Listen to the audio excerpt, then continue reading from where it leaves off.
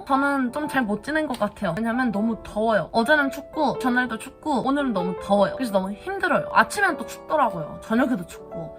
감기 안 걸리시게 조심하시고 그러면 바로 오늘의 책 읽어보도록 하겠습니다.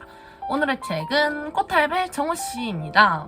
잘 나가던 사업가에서 거리를 전전하는 노숙자 할배로 다시 화려하게 현역으로 돌아온 한 사나이의 감동 실화. 이게 무슨 내용일 것 같으세요, 여러분? 저는 처음에 이걸 보고 무슨 내용일까, 뭐 그냥 그 방송 프로그램 꽃할배처럼 여행을 다니시는 건가 싶었는데 읽어보니까 내용이 전혀 다르더라고요. 한번 살짝 소개해드릴게요.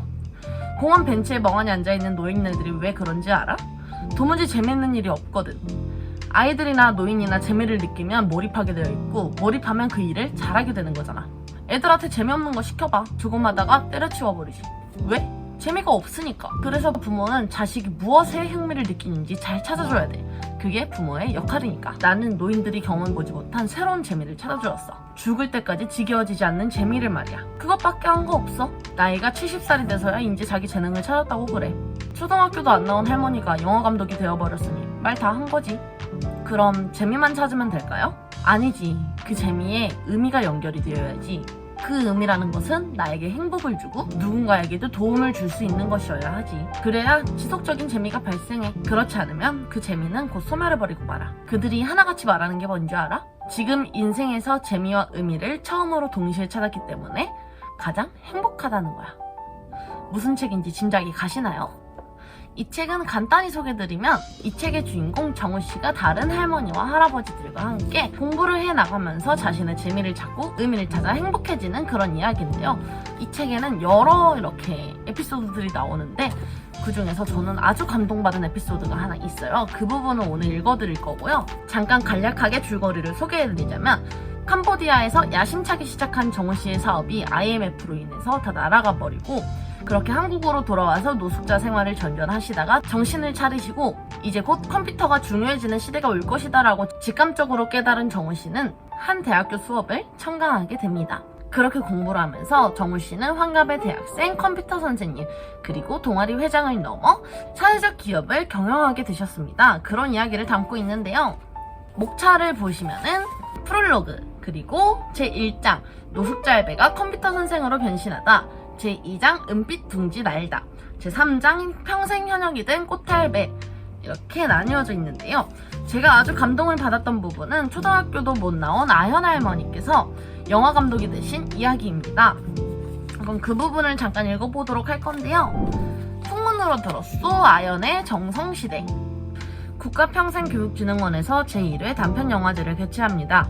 청년 감독들도 많이 출품하고 있다는데 우리의 실력을 객관적으로 평가받아보는 좋은 기회입니다. 저도 지금 한 작품을 출품하려고 합니다. 은빛둥지가 최고상은 못 받더라도 최다 출품하는 도전정신을 보여주었으면 좋겠습니다. 아연은 수키의 메일을 읽었다. 가슴이 살짝 두근거렸다. 무언가에 도전하겠다고 마음먹으면 아직까지 떨리는 아연이었다. 무슨 작품을 만들어볼까? 어떤 이야기를 해볼까? 그때 아연의 옆에 누군가 앉았다. 변영희 선생님, 감기는 다 나으셨어요? 그럼 말끔히 다 나았지. 그런데 무슨 고민을 그렇게 골똘히하고 있어? 네, 단편영화제 출품할 작품을 구상하고 있는데 잘 떠오르지가 않네요. 자기야, 그럴 때는 멀리서 찾지 말고 가까이서 찾아봐. 은빛둥지의 최고령자는 변영희 선생입니다. 올해 93세. 항상 아연을 부를 때는 자기야 라고 하며 귀엽게 말을 건넨다. 사람들은 아연과 함께 다니면 친구로 볼 정도로 동안의 얼굴을 지녔다. 변영희 선생님의 나으리를 알면 사람들은 깜짝 놀라고 컴퓨터 실력을 알게 되면 더 놀란다. 가까이서 찾아보라는 선생님의 말이 아연의 귓속에서 맴돌았다. 선생님께서 제 영화의 주인공이 되주시면 어떨까요? 사람들은 90이 넘으면 죽음이 가까이 왔다고 생각하잖아요. 그런데 영희 선생님은 80이 넘어서 컴퓨터를 배우셔서 지금은 영상을 제작하고 계시잖아요. 이런 이야기를 풀어낸다면 사람들이 흥미롭게 보지 않을까요? 그래, 좋아.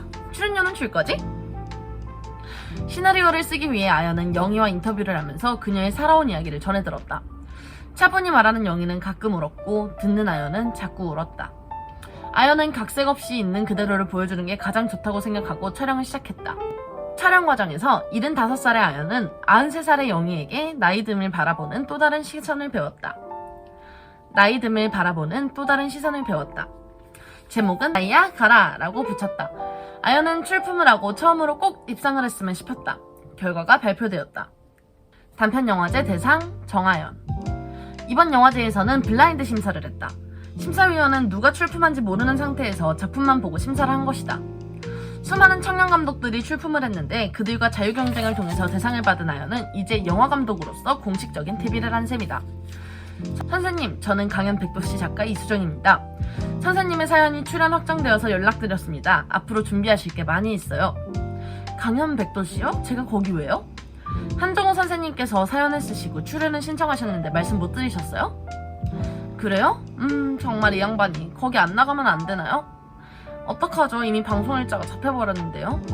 내일 PD님하고 제가 은빛동지에 방문하려고 합니다. 어쩔 수 없죠. 그럼 내일 뵐게요. 교육장에서 정우는 강의를 하고 있었다. 끝나자마자 아연은 정우를 찾아갔다. 강연 백독씨 작가한테 출연 확정됐다고 전화 왔어요. 뭐예요? 저한테 한마디 말도 안 해주시고. 미워요, 정말. 믿긴 뭐가 미워요? 나한테 고마워야지. 내가 대여섯 명 올렸는데 아연 선생이 당첨된 거지. 정희 선생은 출연하고 싶다고 난리였는데. 그리고 영화감독이라는 양반이 방송을 무서워하면 어떡해요. 영화 찍을 때 출연자한테 매번 떨지 말라고 하는 사람이 본인이잖아요. KBS 강연 백도씨 촬영팀이 오면서 은빛동지는 분주해졌다. 사전 촬영을 마친 아연에게 작가가 말했다. 선생님께서 출연하시는 날 방청객이 전부 대학생입니다. 10분 분량으로 말씀해주시면 되고요. 그동안 살아온 이야기를 저한테 편하게 하시면 제가 대본을 만들 거예요. 이후로 아연과 작가는 6번을 더 통화하면서 대본을 만들었다. 아연은 한 달 전부터 지난 방송을 보며 눈으로 무대를 익히고 분위기를 파악했다.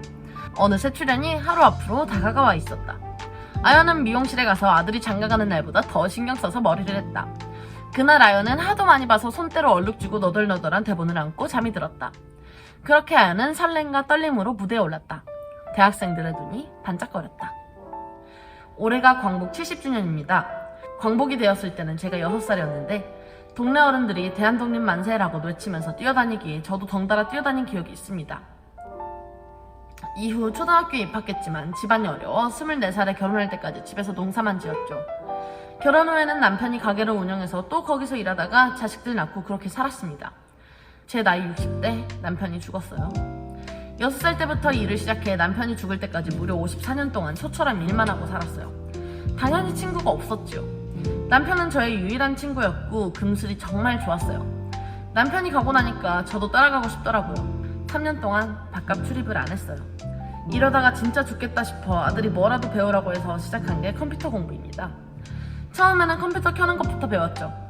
그리고 인터넷, 한글, 엑셀, 파워포인트, 포토샵까지 하나를 배우면 또 다른 공부를 선택해서 계속 배웠습니다.